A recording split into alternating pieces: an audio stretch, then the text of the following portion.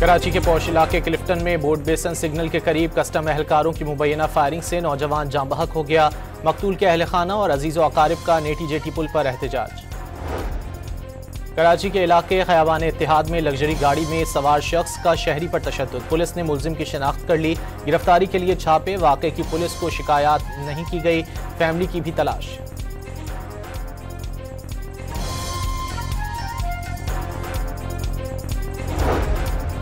फैसलाबाद में शहरियों की टारगेट किलिंग में मुलव्विस 2 शूटर पुलिस से मुबैना मुकाबले में हलाक हो गए।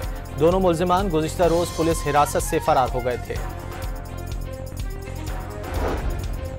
बन्नू में मुसल्लह अफराद की फायरिंग से पुलिस एहलकार जाँ बहक। लाश अस्पताल मुंतकिल कर दी गई। पुलिस ने मुल्जिम की गिरफ्तारी के लिए नाकाबंदी कर दी।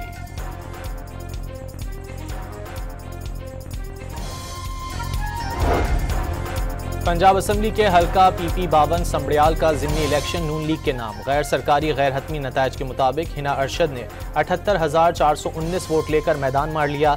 PTI के उम्मीदवार फाखिर निशात दूसरे नंबर पर रहे।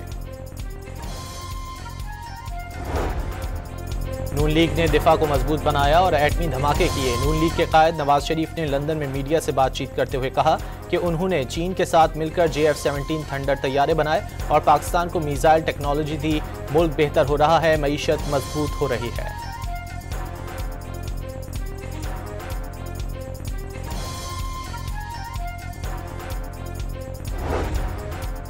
भारतीय जारियत बेनकाब करने के लिए पाकिस्तानी वफ्द आज न्यूयॉर्क में चीन और रूस के मंदूबीन से मुलाकात करेगा।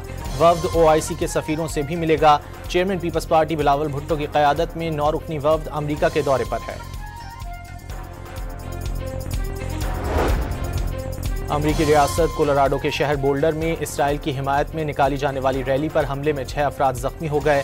पुलिस ने मुश्तबा हमलावर को जख्मी हालत में गिरफ्तार कर लिया।